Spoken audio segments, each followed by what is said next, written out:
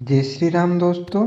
आज हम आपको धनु राशि दिसंबर 2022 का भविष्य फल बताने वाले हैं।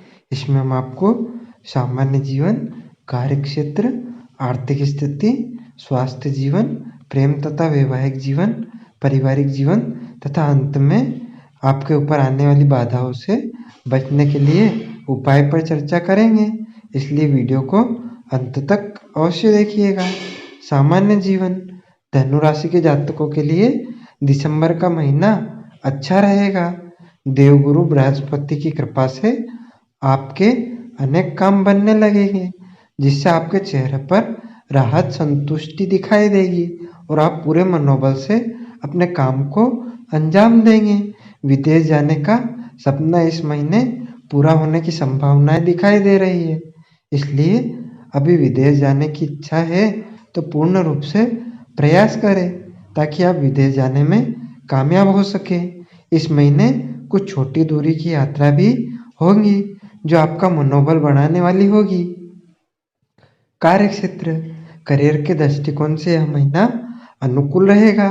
चतुर्थ भाव में बैठे बृहस्पति की पूर्ण दृष्टि आपके दसम भाव पर रहेगी, जिससे करियर में अच्छे परिणाम प्राप्त होंगे। दसम भाव के स्वामी बुध के द्वादश भाव में होने से महीने की शुरुआत में ज़्यादा प्रयास करने पड़ेंगे और विदेश जाने का मौका मिल सकता है। उसके बाद 3 तारीख को बुध देव की आपकी राशि में प्रवेश करेंगे और 5 तारीख को शुक्र महाराज भी आपकी राशि में आ जाएंगे।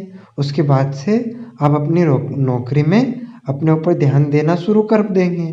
आप देखेंगी ऐसा क्या हो रहा है कि आप जिससे आपको अप्रत्यक्ष रूप से लाभ हो, और यदि कोई समस्या है तो उसे दुरुस्त करने की कोशिश करेंगे, जिससे नौकरी में आपकी स्थिति अच्छी हो जाएगी। 16 दिसंबर को सूर्यदेव आपकी राशि में प्रवेश करेंगे। आपके भाग्य भाव के स्वामी हैं, इसकी वजह से आपका भाग्य प्रबल होगा और आपको नौकरी में पदोन्नति के योग बन सकते हैं तथा आपके मान सम्मान में बढ़ोतरी होगी। यदि आप व्यापार करते हैं तो महीने की शुरुआत थोड़ी सी कमजोर रहेगी, क्योंकि 7वें भाव का स्वामी शुक्र के साथ रहेगा और साथ में सूर्य की युति भी होगी। इसकी वजह से व्यापार में कुछ चुनौतियां रहेगी, लेकिन जैसे ही बुध आपकी राशि में प्रवेश कर जाएंगे और वहां से सप्तम भाव को देखेंगे तो आपको समस्याओं में कमी आएगी और आपका व्यापार फलने फूलने लगेगा। और सूर्य भी प्रथम भाव से सप्तम भाव पर दृष्टि डालने के कारण आपको सरकारी क्षेत्र से जुड़कर काम करने का मौका मिल सकता है, जिसमें आपको बढ़िया लाभ प्राप्त होगा और आपके बड़े संपर्क जुड़ेंगे। इन संपर्कों का आपको अपने व्यापार में अच्छा लाभ प्राप्त होगा और आपका व्यापार उन्नति करेगा। आर्थिक स्थिति, आर्थिक दृष्टिकोण से देखने पर पता चलता है कि दूसरे भाव में शनि महाराज अपनी राशि में विराजमान है और राहु तथा केतु का प्रभाव कुंडली के एकादश भाव पर है। इसके अतिरिक्त कुंडली के द्वादश भाव में बुध, शुक्र और सूर्य विराजमान है। उनके ऊपर मंगल देव की पूर्ण दृष्टि है। इस प्रकार कहा जा सकता है कि इस महीने की शुरुआत से ही आपके खर्चे और आपकी आमदनी दोनों ही बढ़ती रहेगी, लेकिन 3 तारीख और 5 तारीख को शुक्र के प्रथम भाव में आ जाने से खर्चों में काफ़ी हद तक कमी आएगी।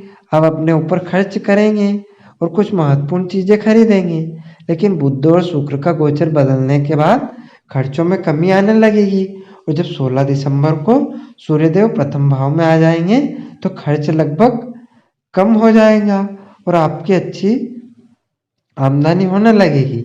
यदि आप व्यापार करते हैं तो आपको सरकारी क्षेत्र से लाभ भी मिल सकता है और आपके व्यापार की उन्नति होगी तथा नौकरी करते हैं तो आपके महीने के उत्तरार्ध में कुछ बड़ा लाभ मिलने की संभावना से इनकार नहीं किया जा सकता है। इसलिए कहा जा सकता है कि आपका यह महीना अपनी समाप्ति से पूर्व आर्थिक तौर पर आपको अच्छे परिणाम प्रदान करेगा। स्वास्थ्य जीवन, स्वास्थ्य के दृष्टिकोण से देखें तो राशि स्वामी के केंद्र भाव में होने से स्वास्थ्य वैसे तो मजबूत रहेगा, लेकिन द्वादश भाव में ग्रह की अधिक उपस्थिति स्वास्थ्य में कुछ समस्याएं उत्पन्न कर सकती है और मंगल के वक्री अवस्था में छठे भाव में होने से रक्त संबंधित कुछ समस्याएं, चोट लगना, किसी तरह की सर्जरी या फिर फोड़े फुंसी, ब्लड प्रेशर की अनियमितता जैसी समस्याएं परेशान कर सकती है। आंखों में रोग या अनिद्रा की समस्याएं हो सकती है। बुध और सूर्य के प्रथम भाव में आ जाने से इन समस्याओं में कमी आएगी और आपका स्वास्थ्य मजबूत बनेगा। लेकिन आपको पित्त प्रकृति के रोग जैसे तेज बुखार जैसी समस्याएं महीने भर परेशान कर सकती है। इसके लिए आपको शुरू से ही अपने स्वास्थ्य पर नज़र बनाकर रखनी चाहिए। प्रेम तथा वैवाहिक जीवन, यदि प्रेम संबंधों पर ध्यान दिया जाए तो पंचम भाव में राहु महाराज की उपस्थिति होने से आप प्यार के मामले में बेपरवाह रहेंगे। यानी कि आप किसी अन्य व्यक्ति की बिना वजह परवाह नहीं करेंगे और जिनसे प्रेम करते हैं अपने उन प्रियतम पर ज़्यादा से ज़्यादा समय खर्च करना चाहेंगे, उनके साथ समय बिताना चाहेंगे। आप दोनों के बीच दूरियां मिटेगी और आप प्यार के सागर में डुबकियां लगाने लगेंगे। आपका प्यार परवान चढ़ेगा और आपको किसी अन्य व्यक्ति की परवाह नहीं रहेगी। ऐसे में आपको मर्यादित आचरण करने की सलाह दी जाती है, क्योंकि द्वादश भाव में बुध शुक्र के साथ सूर्य और मंगल का प्रभाव होने के कारण आप गलत दिशा में आगे बढ़ने तो आपको मनहानि का सामना भी करना पड़ सकता है। अपने रिश्ते को प्रेम से भरा बनाए रखने और मर्यादित बनाए रखने से आपको सुख और प्रेम की प्राप्ति होगी। महीने का उत्तरार्ध अनुकूल रहेगा और इस दौरान आपके दिल में प्यार कूट कूट कर भरा होगा, जिसके परिणाम स्वरूप आपका रिश्ता मजबूत होगा। इस समय यदि विवाहित लोगों की बात की जाए तो कुंडली के सप्तम भाव के स्वामी बुध महाराज है, जो कि एकादश भाव में शुक्र और सूर्य के साथ स्थित है, जिसमें आपके बीच में प्रेम और अंतरंग संबंधों की बढ़ोतरी होगी। लेकिन सूर्य के बीच बीच में अहम का टकराव भी करवाएगा, इसलिए आपको थोड़ा सा धैर्य रखना चाहिए तथा इस समय जो जीवन साथी की तलाश कर रहे हैं उनकी तलाश पूरी होगी। पारिवारिक जीवन पर दृष्टि डाली जाए तो दूसरे भाव के स्वामी शनि महाराज विराजमान रहेंगे, जिसकी वजह से आप जो कुछ भी बोलेंगे स्पष्ट बोलेंगे। हालांकि आपकी कुछ बातें लोगों को कड़वी महसूस हो सकती है, बेशक वह सही है, इसलिए थोड़ा सा बोलते समय मीठा बोलने की कोशिश करें ताकि परिवार का माहौल खुशियों से भरा रहे। आपकी राशि में चौथे भाव में बृहस्पति महाराज विराजमान है, जिसकी वजह से पारिवारिक जीवन में खुशियों से भरा ही रहने वाला है। परिवार में बुजुर्गों का सहयोग और समर्थन आपको प्राप्त होगा।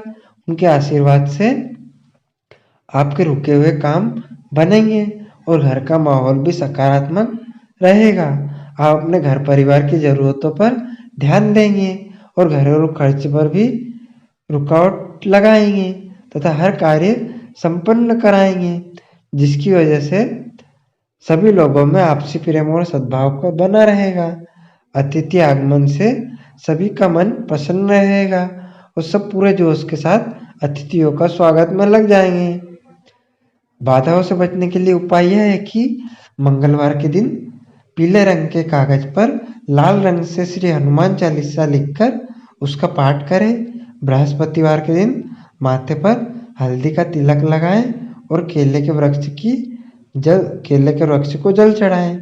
रविवार के दिन सूर्यदेव को तांबे के पात्र में अर्घ्य दें और उसमें थोड़ा कुमकुम मिला लें। परिवार के बुजुर्गों का सम्मान करें, किसी से झूठ न बोले और भगवान श्री हरि विष्णु जी की उपासना करें। इससे सभी बाधाएं शांत होंगी।